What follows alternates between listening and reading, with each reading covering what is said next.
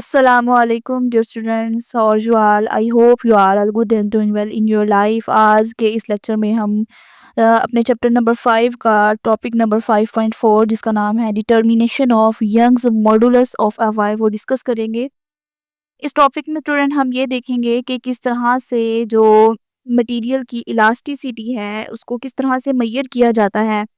हम ख़ास तौर पर ये जानेंगे कि एक वायर के लिए जो यंग्स मॉडुलस है उसको किस तरह से डिटरमाइन किया जा सकता है, किस तरह उसको मेजर किया जाता है। यहाँ हम एक अपरेटस जिसका नाम है सीआरटी अपरेटस, ठीक है, उसका इस्तेमाल करेंगे जो कि एक क्लासिकल आप कह सकते हैं क्लासिकल एक्सपेरिमेंटल सेटअप है। और इस अपरेटस में हमें स्टूडेंट्स 2 वायर मिलेंगी। एक जो वायर है उसको रेफरेंस वायर बोलते हैं और एक जो है वो टेस्ट वायर होती है। अब जो दोनों वायर्स होती हैं उनके मटेरियल और उनकी लेंथ और डायमीटर एक जैसे होते हैं ताकि हमारे जो रिजल्ट्स हैं वो बिल्कुल एक्यूरेट और कंसिस्टेंट रहें। और इस लेक्चर में हम स्टेप बाय स्टेप ये देखेंगे कि किस तरह से कांस्टेंट लोड अप्लाई करने से वायर को सब्ट्रैक्ट किया जाता है और किस तरह हम इलोंगेशन मेजर करके जो है स्ट्रेस और स्ट्रेन के रिलेशनशिप से अपना यंग्स मॉडुलस जो है वो कैलकुलेट कर सकते हैं। चूँकि यंग्स मॉडुलस बराबर होता है स्ट्रेस और स्ट्रेन की रेशो के, और जब हम स्ट्रेस और स्ट्रेन की रिलेशनशिप को फाइंड आउट कर लेंगे तो उससे जो है यंग्स मॉडुलस फाइंड आउट करना ईज़ी हो जाएगा। तो ये टॉपिक जो है वो हमें ये समझाता है कि मटेरियल किस हद तक स्ट्रेच या डिफ़ॉर्म हो सकता है, ठीक है? जब इस पर फ़ोर्स लगाई जाती है तो वो किस हद तक जो है वो डिफ़ॉर्म हो सकता है। इसी तरह जो इलास्टिसिटी है उसको वो जो इलास्टिसिटी है अ, वो सिर्फ़ एक प्रॉपर्टी नहीं है बल्कि एक रियल लाइफ़ में जो है वो इसकी एप्लीकेशंस बहुत ज़्यादा होती हैं। जैसे कि ब्रिजेज़ हैं और इसी तरह जैसे कि स्प्रिंग्स हैं, केबल्स, वायर हैं और इस तरह मैकेनिकल कंपोनेंट्स जो हमें हैं जो ये यूज़ होती हैं। लिहाज़ा आज के टॉपिक का मकसद ये है कि आप ना सिर्फ़ कॉन्सेप्चुअली समझें बल्कि प्रैक्टिकल एप्लीकेशंस को भी जो है वो विजुअलाइज़ करें और ये जानें कि एक्सपेरिमेंट कैसे परफ़ॉर्म किया जाता है। इसके बाद हम इसके फ़ॉर्मूला को देखेंगे और स्टेप बाय स्टेप इसके प्रोसीजर की तरफ आएँगे और कैलकुलेशन को जो भी है वो भी कवर करेंगे। तो चलिए स्टार्ट करते हैं। बिस्मिल्लाहिर्रहमानिर्रहीम। Experimentally, the magnitude of Young's modulus for a material in the form of wire can be found out mostly with the help of the Curtis apparatus as shown in the figure। कहता है कि experimentally तौर पर किसी material का जो Young's modulus होता है उसको मालूम करने के लिए जो ये सीआरटी अपरेटस है उसको इस्तेमाल किया जाता है, जैसे कि यहाँ पर ये फिगर में दिखाया गया है। स्टूडेंट्स यहाँ पर अब ये बात है कि किसी मटेरियल की जो इलास्टिक प्रॉपर्टी होती है उसको सिर्फ थ्योरेटिकल कैलकुलेशन से नहीं बल्कि प्रैक्टिकल एक्सपेरिमेंट के ज़रिए भी जो है हम मेजर कर सकते हैं। अब ये जो सीआरटी अपरेटस है ये एक ऐसा क्लासिकल एक्सपेरिमेंटल सेटअप है जो इस काम के लिए डिज़ाइन किया गया है। इस अपरेटस की मदद से हम ये जान सकते हैं कि जो मटेरियल है, कोई भी मटेरियल है वो किस हद तक स्ट्रेच हो सकता है, यानी उसकी लेंथ बढ़ सकती है जब इसके ऊपर फ़ोर्स जो है वो लगाई जाती है।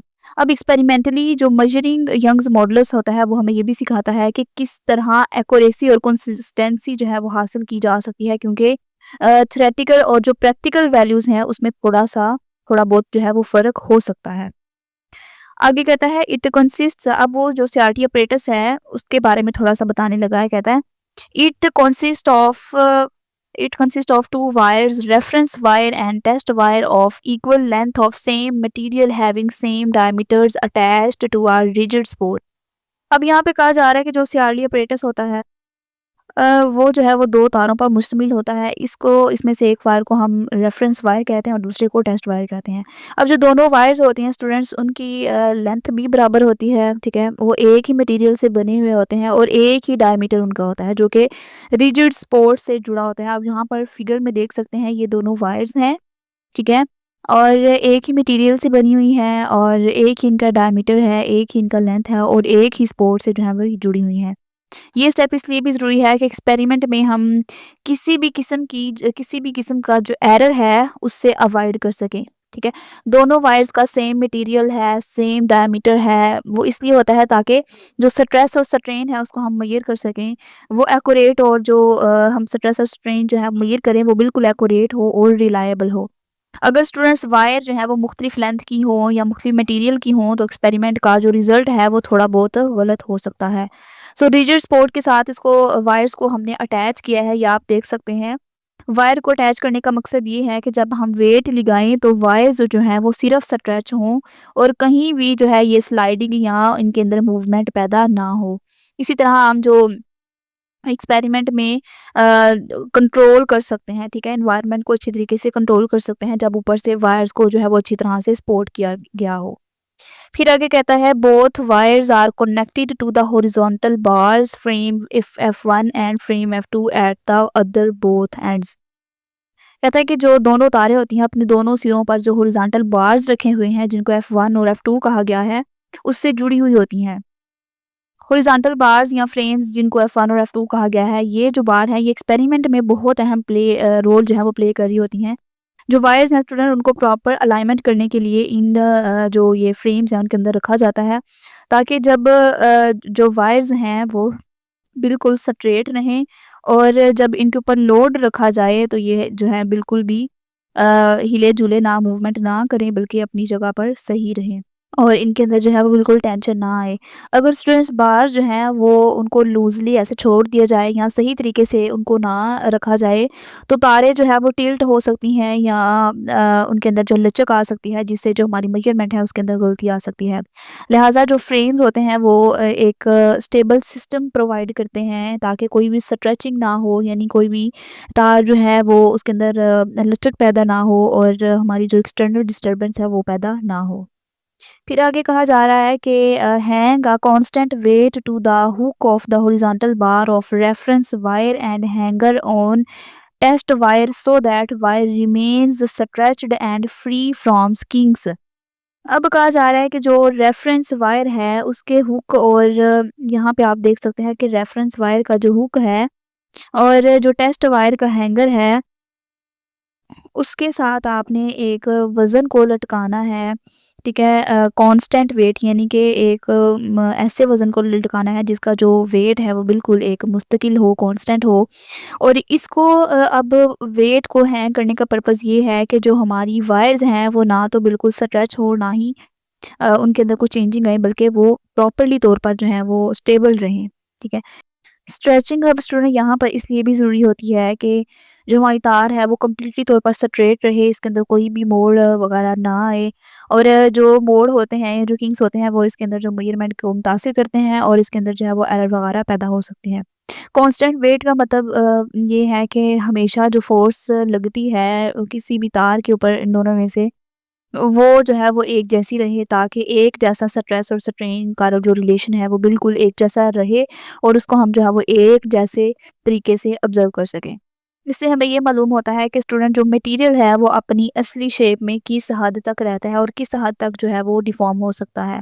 यही तरीका हमें हमने जैसे कि टॉपिक का नाम है यंग्स मॉडुलस कैलकुलेट करने में हमारी हेल्प करता है। आगे स्टूडेंट यहाँ पर उसने हमें प्रोसीजर दिया है। हम प्रोसीजर की तरफ चलते हैं कि तो कहता है कि एक्सपेरिमेंट का जो प्रोसीजर है, उसको यहाँ पर अब हम स्टेप बाय स्टेप देखेंगे कि यंग्स मॉडुलस मालूम करने के लिए जो सीआरली अपरेटस है, उसका इस्तेमाल कैसे किया जाता है। हर स्टेप को समझना ज़रूरी है क्योंकि यही हमें एक्यूरेट मेजरमेंट देने में मदद करता है। अब सबसे पहला स्टेप है हमारे पास स्टूडेंट कहता है measure the initial length L naught of the wire using a metre scale. सबसे पहले क्या करना है कि आपने वायर की इनिशियल लेंथ को मेज़र करना है और इसको मेज़र करने के लिए क्या यूज़ करना है जैसे कि उसने यहाँ पे बता दिया है कि मीटर स्केल को आपने इस्तेमाल करना है, ठीक है? तो ये स्टेप बहुत ज़्यादा अहम है क्योंकि यंग्स मॉडुलस कैलकुलेट करने के लिए हमें मालूम होना चाहिए कि जो वायर है क्योंकि हमने यहाँ पर फाइंड करना है कि स्ट्रेस या स्ट्रेन यानी उसकी लंबाई के अंदर कितनी चेंजिंग आई है, ठीक है?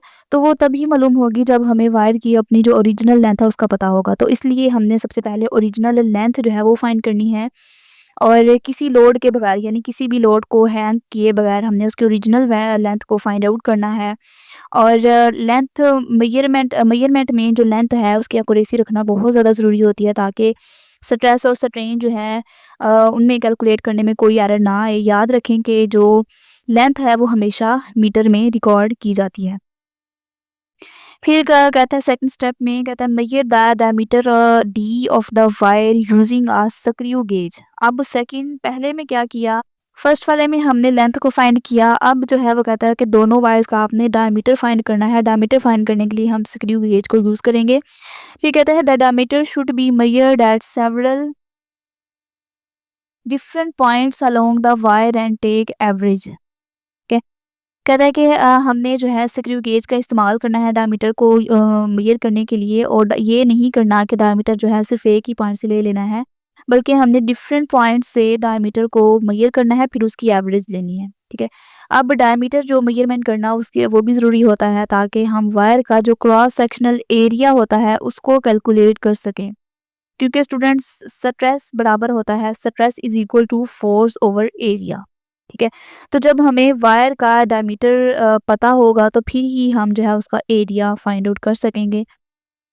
एरिया को फाइंड आउट करने के लिए सबसे पहले हम डायमीटर फाइंड करेंगे, और इसलिए ये हमें जो है वो डिफरेंट हम पॉइंट से इसकी मेजरमेंट लेके इसका एवरेज वैल्यू फाइंड करेंगे, जो कि हमारी जो एक्यूरेट स्ट्रेस कैलकुलेशन है उसमें हमारी हेल्प आउट करेगा। फिर उसके बाद थर्ड वाला पॉइंट है, कहता है कि adjust the spirit level so that it is in horizontal position by turning the micrometer. कहता है कि जो स्पिरिट लेवल है उसको हॉरिजॉन्टल पोजीशन में एडजस्ट इसलिए करना है, इसको जो है स्पिरिट लेवल को हॉरिजॉन्टल पोजीशन में एडजस्ट करना है, तो इसके लिए क्या करेंगे कि माइक्रोमीटर जो सक्रिय है उसको जो है टर्न करना है। ठीक है, और जो माइक्रोमीटर रीडिंग रिकॉर्ड करेगी, जिसके अंदर जो रीडिंग रिकॉर्ड होगी वही क्या होगी, हमारी रेफरेंस रीडिंग होगी। ठीक है, कहता है कि record the micrometer reading to use it as the reference reading. फिर क्या करना है, माइक्रोमीटर की रीडिंग लेनी है, जो वो रिकॉर्ड करेगा वो क्या होगी, हमारी रेफरेंस रीडिंग होगी। अब यहाँ पर जो स्पिरिट लेवल का पर्पस है वो ये है कि हम जो वायर की जो इलोंगेशन है उसको बहुत ज़्यादा प्रिसाइज तरीके से मेजर कर सकें। ठीक है, स्पिरिट लेवल का मतलब ये है कि हम जो वायर की इलोंगेशन यानी वायर कितनी ज़्यादा स्ट्रेच हुई है, उसकी लेंथ कितनी बड़ी है, इन वेट को हैंग करने से वो जो है हम बहुत ज़्यादा प्रिसाइज तरीके से मेजर कर सकें। उसके लिए जो है वो हम माइक्रोमीटर रीडिंग को नोट करते हैं एज अ रेफरेंस, ताकि हम अपनी रीडिंग को बहुत ज़्यादा प्रिसाइज तरीके से ले सकें। और जब बाद में स्टूडेंट वायर स्ट्रेच होती है तो जो एक्सटेंशन होती है उसको अच्छी तरीक़ा से जो है वो मालूम किया जा सकता है। स्पिरिट लेवल को हॉरिजॉन्टल पोजीशन में रखना इसलिए भी अहम होता है कि ये एक्सपेरिमेंट में प्रिसाइज़ली तौर पर हमें जो है वो मेजरमेंट दे रहा होता है। अब जो माइक्रोमीटर रीडिंग होती है उसको हम रेफरेंस के तौर पर हम नोट कर लेते हैं, ताकि बाद में जब फाइनल रीडिंग हमें मालूम हो तो हम क्या करें, वायर की इलोंगेशन की जब फाइनल रीडिंग हमें मालूम हो तो हम इसके अंदर से सब्सट्रैक्ट करके और जो हमारी फाइनल रीडिंग आएगी इसको हम नोट कर लेंगे। फिर उसके बाद है स्टूडेंट हमारे पास, फिर चौथे स्टेप में कहता है load the test wire with a further weight the spirit level tilt due to the elongation of the test wire. कहता है कि फिर चौथे स्टेप में क्या करना है, आपने टेस्ट वायर पर थोड़ा सा वेट और डालना है। इससे क्या होगा कि जो स्पिरिट लेवल है वो टिल्ट हो जाएगा, क्योंकि वायर जो है वो थोड़ी बहुत इलोंगेट यानी लंबी हो गई है। अब ये जो स्टेप है एक्सपेरिमेंट का सबसे ज़्यादा प्रैक्टिकल हिस्सा है, यानी जब हम टेस्ट वायर पर थोड़ा-सा एडिशनल वेट लगाते हैं तो क्या होता है कि वायर के अंदर टेंशन यानी तनाव पैदा हो जाता है, और जो वायर है वो स्ट्रेच होना शुरू हो जाती है। अब स्ट्रेच होने की वजह से स्पिरिट लेवल जो है वो टिल्ट हो जाता है, यानी अपनी जगह से हिल जाता है, जो कि हमें जब हम देखते हैं तो वायर जो है वो ऐसे लगता है जैसे उसकी लेंथ जो है वो बढ़ रही है। अब ये जो इलॉन्गेशन होती है ये हमें ये समझने में मदद देती है कि मटेरियल जो है वो इलास्टिक बिहेवियर शो करवा रहा है और किस हद तक लोड उठा सकता है बगैर परमानेंट डिफॉर्मेशन के। अगर वेट बहुत ज़्यादा हम लगाएंगे तो जो वायर की इलास्टिक लिमिट है वो क्रॉस भी हो सकती है। उसके बाद यहाँ पर है फिफ्थ वाला पॉइंट, कहता है कि adjust the micrometer screw to restore the spirit level in the horizontal position. कहता है कि आपने क्या करना है कि माइक्रोमीटर स्क्रू जो है उसको एडजस्ट करना है, ताकि जो स्पिरिट लेवल है वो दोबारा अपनी हॉरिजॉन्टल पोजीशन में दोबारा से रिस्टोर हो जाए। फिर कहते हैं subtract the first micrometer reading from the second micrometer reading to obtain the extension of the test wire. फिर क्या करना है कि जो माइक्रोमीटर रीडिंग हमने ली थी एज अ रेफरेंस, उसमें से जो दूसरी रीडिंग आई है उसको हमने माइनस कर देना है, ताकि जो एक्सटेंशन है वायर की उसको हम एग्जैक्टली तौर पर जो है वो फाइंड आउट कर सकें। ठीक है, तो ये वाला जो स्टेप है ये एक्सपेरिमेंट का थोड़ा टेक्निकल स्टेप है, यानी जब वायर स्ट्रेच हो जाती है और स्पिरिट लेवल जो है वो थोड़ा टिल्ट हो जाता है तो हमें इसे दोबारा से हॉरिजॉन्टल करना होता है। अब वो जो माइक्रोमीटर स्क्रू है उसको एडजस्ट दोबारा से करके स्पिरिट लेवल को दोबारा ओरिजिनल पोजीशन पर लाया जाता है। तो उससे जो है माइक्रोमीटर रीडिंग का फ़र्क आ जाता है, यानी जो हमने एज़ अ रेफरेंस ली थी और जो बाद में आई उसका फिर हम क्या करेंगे, फ़र्क ले लेंगे, यानी डेल्टा एल हम फाइंड कर लेंगे। डेल्टा एल फिर से क्या होगा कि L2 माइनस L1 करेंगे।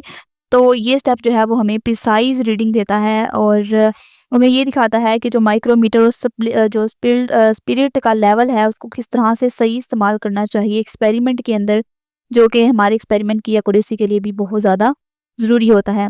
अगर रीडिंग सही ना हो तो क्या होता है कि स्ट्रेस और जो स्ट्रेन है उनकी कैलकुलेशंस गलत हो सकती हैं और यंग्स मॉडुलस जो है उसकी वैल्यू भी इनएक्यूरेट हो सकती है। फिर आगे है स्टूडेंट यहाँ पर 6 वाला पॉइंट, 6 वाले में कहता है कि calculate the stress and strain from the following formula. 6 वाले में क्या करना है कि हमने क्या उसको स्ट्रेस और स्ट्रेन को फाइंड आउट कर लेना है। यहाँ पर उसने फार्मूले भी दिए हैं, कहता है इन फार्मूलाज को यूज़ करते हैं स्ट्रेस और स्ट्रेन को फाइंड आउट कर लेना है। Stress is equal to weight over area of wire, यानी कितना तार का एरिया कितना है वो निकालना है। और उसके बाद स्ट्रेन किससे फाइंड करना है, delta L over original length. Delta L student जैसे कि हमने ऊपर फाइंड आउट कर ली, यानी जो हमने रेफरेंस रीडिंग दी थी उससे जो सेकंड हमारे पास रीडिंग आई उसको माइनस करके हमने अपनी जो ओरिजिनल लेंथ है वो फाइंड आउट कर ली। और स्ट्रेस का स्टूडेंट मतलब ये है कि वायर पर फोर्स लगने से, यानी जो हमने हैंग किया था वेट उसकी वजह से उसकी लेंथ के अंदर कितना फ़र्क आया है, ठीक है। और स्ट्रेन का मतलब ये है कि जो ओरिजिनल लेंथ है वो उस जो वायर है वो अपनी ओरिजिनल लेंथ के मुकाबले में उसके अंदर कितनी एलोंगेशन या कितनी उसके अंदर जो है वो चेंजिंग आई है। अब ये स्टेप जो है वो हमें मटेरियल की जो इलास्टिक प्रॉपर्टी है वो समझने में मदद देती है। मिसाल के तौर पर अगर हम एक स्टील रॉड जो है और एक रबड़ बैंड, उन दोनों पर हम सेम फोर्स लगाएँ तो जो रबड़ बैंड है वो ज़्यादा स्ट्रेच हो जाएगा, क्योंकि जो इसकी इलास्टिसिटी है वो ज़्यादा है। और यंग्स मॉडुलस जो है वो उसका कम है, किसका, रबर बैंड है। जबकि जो स्टील रॉड है वो कम स्ट्रेच होगा क्योंकि इसकी जो स्टिफनेस होती है, यानी जो इसकी सख्ती होती है वो ज़्यादा होती है और यंग्स मॉडुलस जो होता है वो उसका कम होता है।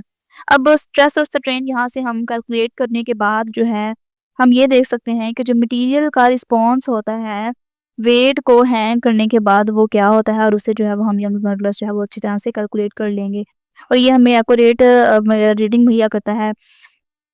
अगर हमारा डाटा स्टूडेंट क्लियर होगा, एक्यूरेट होगा तो फ़ॉर्मूलाज़ जो है उसके अंदर हम रीडिंग को पुट करके अपनी कैलकुलेशन जो है वो निकाल सकते हैं। ठीक है? तो स्ट्रेस और स्ट्रेन को हम जो है वो ये सारी वैल्यूज़ को पुट करेंगे और अपनी जो स्ट्रेस भी निकाल लेंगे और स्ट्रेन भी निकाल लेंगे। फिर कहता है repeat the above steps by increasing load on test wire to obtain more values of the stresses and strain. फिर यहाँ पर कह रहा है कि आपने क्या करना है कि टेस्ट वायर पर आपने जो वेट है वो और बढ़ाना है, यानी वेट को धीरे-धीरे जो है वो बढ़ाते रहना, रिपीट करना है इस प्रोसेस को ताकि हमें स्ट्रेस और स्ट्रेन की जो ज़्यादा वैल्यूज़ हैं वो हासिल हो सकें। मल्टीपल रीडिंग लेना स्टूडेंट एक्सपेरिमेंट के एक्यूरेसी के लिए बहुत ज़्यादा ज़रूरी होता है। हर बार आपने क्या करना है, वेट को थोड़ा-थोड़ा बढ़ाते जाना है, उसके अंदर थोड़ी मज़ीद इलॉन्गेशन करते जाना है ताकि जो स्ट्रेस और स्ट्रेन की मुख्तलिफ वैल्यूज़ जो हैं वो हमें मिल सकें। अब ये जो रिपीटिशन होती है वो क्या करते हैं, वो हमें जो स्ट्रेस और स्ट्रेन का जो ग्राफ है वो प्लॉट करने के लिए हमें काफ़ी डाटा जो है वो प्रोवाइड करते हैं। ज़्यादा जब हमें डाटा मिल जाएगा तो उससे ज़्यादा हमारे पास पॉइंट्स होंगे और हमें ये पता चलेगा कि लीनियर रिलेशनशिप बेहतर दिखाई देता है यहाँ के दूसरा रिलेशनशिप, और उससे जो है वो हमें यंग्स मॉडुलस की कैलकुलेशन ज़्यादा रिलाएबल और ज़्यादा जो है वो एक्यूरेट होगी। तो बेसिकली ये जो स्टेप है वो हमें ये समझाता है कि एक्सपेरिमेंट में हर वेट पर जो मेजरमेंट है वो रिपीट करना ज़रूरी है ताकि जो हम अपनी रिलायबल रिजल्ट्स हासिल कर सकें और यंग्स मॉडुलस का जो करेक्ट वैल्यू है उसको डिटरमाइन कर सकें। फिर यहाँ पर है स्टूडेंट 8 वाला लास्ट वाला पॉइंट, वो कहता है कि plot the above values on stress strain graph, यानी जो हमने डिफरेंट अपने एक्सपेरिमेंट करते हुए डिफरेंट बार-बार हमने अपने वेट को हैंग करके जो हमने डिफरेंट स्ट्रेस और स्ट्रेन की वैल्यूज़ ली हैं, उनको यूज़ करते हुए हमने अपना ग्राफ प्लॉट कर लेना है। और फिर कहता है it should be straight line, कहता है कि वो उसको स्ट्रेट लाइन होना चाहिए। Now determine the value of slope, कहता है कि अब आपने स्लोप की वैल्यू को फाइंड करना है, डिटरमाइन करना है, अच्छे से समझना है। The value of slope is equal to the Young's modulus of Y. जो स्लोप होगी वो हमारे यंग्स मॉडुलस के बराबर होगी, यानी स्लोप की जो वैल्यू होगी वो यंग्स मॉडुलस के बराबर होगी। तो ये ग्राफ वाला स्टूडेंट 8 वाला स्टेप था। इसमें हमें बताया गया है कि जो हमने स्ट्रेन स्ट्रेस के डिफरेंट ऊपर वैल्यूज़ को फाइंड किया है, उनको यूज़ करते हुए हमने अपना ग्राफ प्लॉट करना है। एक्स एक्सिस पे हमने स्ट्रेन ले लेना है और वाई एक्सिस पे हमने स्ट्रेस ले लेना है, ठीक है? जो स्ट्रेन आई उसकी वैल्यू पुट करते जाना है और जो स्ट्रेस आई उसकी वैल्यूज़ पुट करते जाना है। फिर उन दोनों को मिलाकर हमने अपनी स्लोप फाइंड आउट कर लेनी है। और तो ये जो ग्राफ स्ट्रेस और स्ट्रेन का जो ग्राफ है, यानी कि हॉरिजॉन्टल पे हम स्ट्रेन लिखेंगे और जो है वर्टिकल पे हम स्ट्रेस लिखेंगे, तो इनकी आपस में मिलाने से लाइंस को तो हमारे पास एक बिल्कुल एक स्ट्रेट लाइन आएगी जो कि स्ट्रेस और स्ट्रेन के रिलेशनशिप को ज़ाहिर करती है। अब इस लाइन का जो स्लोप है वो हमें यंग्स मॉडुलस की जो मटेरियल जो है उसकी स्टिफनेस और इलास्टिसिटी को ज़ाहिर करता है, यानी y is equal to stress over strain.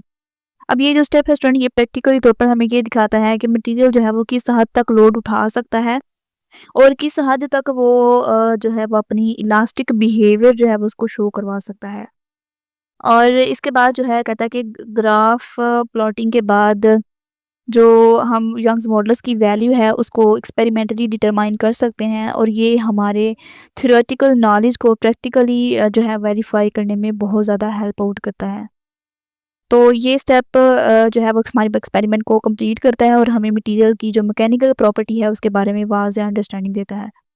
तो स्टूडेंट ये था हमारा आज का टॉपिक, जिसके अंदर हमने वायर को लेकर उसके यंग्स मॉडुलस को डिटरमाइन करने के लिए हमने देखा कि जो सीरियल एपेटस क्या होता है, ठीक है? उसको हमने फिगर के साथ देखा कि किस तरह से उसकी 2 वायर्स होती हैं।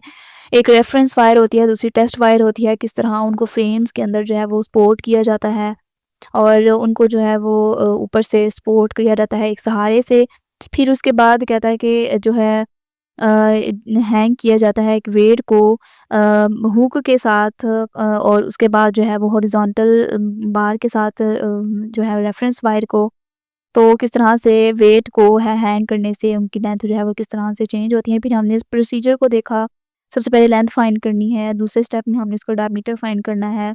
देन उसके बाद हमने स्पिरिट लेवल को एडजस्ट करना है। फिर उसके बाद हमने जो है वो लोड को, वेट को हैंग करना है। फिर उसके बाद हमने जो है वो अपनी उसको कहते हैं कि लेंथ को फाइंड आउट करते हुए, यानी एक हमारे पास था रेफरेंस रीडिंग, फिर हमने सेकंड रीडिंग फाइंड की और उसमें से इसको सब्सट्रैक्ट करके अपनी जो ओरिजिनल वैल्यू थी लेंथ की वो फाइंड आउट की। देन उसके बाद हमने 6 वाले स्टेप में हमने स्ट्रेस और स्ट्रेन की वैल्यूज़ को फाइंड आउट किया उनके फार्मूला से। स्ट्रेस का फार्मूला था F/A। एफ का जो है फिर फर्दर जो उन्होंने फार्मूला लिखा है, जैसे कि आप जानते हैं कि F=mg, ठीक है? MA से MG, यानी A की जगह G भी पुट कर सकते हैं। फिर उसके बाद यू नो कि area is equal to pi r square, ठीक है? तो पाई की जगह पाई की वैल्यू आएगी और रेडियस की जगह रेडियस की वैल्यू आएगी। रेडियस हमने जैसा कि फाइंड कर लिया था, डायमीटर फाइंड कर लिया था, डायमीटर को हाफ करेंगे तो हमारे पास रेडियस आ जाएगा। देन उसके बाद हमने स्ट्रेन फाइंड किया। स्ट्रेन किस तरह फाइंड किया? Change in length over L not, यानी एल नॉट से मुराद क्या है? ओरिजिनल लेंथ, और डेल्टा एल से क्या मुराद है? Change in length. जैसा कि हमने ऊपर रेफरेंस लेंथ वो क्या थी? हमारी ओरिजिनल नहीं थी बल्कि वो एक अंदाज़ा था। उसके बाद हमने यहाँ पे उनकी वैल्यूज़ को पुट करना है। फिर उसके बाद कहता है कि आपने बढ़ाते जाना है लोड को और फिर उससे जो है वो आपने वैल्यूज़ बार-बार जो है वो फाइंड आउट करनी है। फिर जिस तरह आप स्ट्रेस और स्ट्रेन की वैल्यूज़ बार-बार फाइंड करेंगे, उनको जो है वो ग्राफ के ऊपर आप पुट करके एक स्लोप फाइंड आउट कर लेंगे। वो स्लोप जो है वो एक बिल्कुल से एक स्ट्रेट लाइन आएगी जो कि ज़ाहिर करेगी कि यंग्स मॉडुलस क्या है। फिर हम इसको y स्ट्रेस ओवर स्ट्रेन यानी वैल्यूज़ को पुट करके अपना जो है वो निकाल लेंगे यंग्स मॉडुलस और उसकी एवरेज वैल्यू निकाल के वो हमारी अपनी लास्ट वाली हमारा रिज़ल्ट होगा।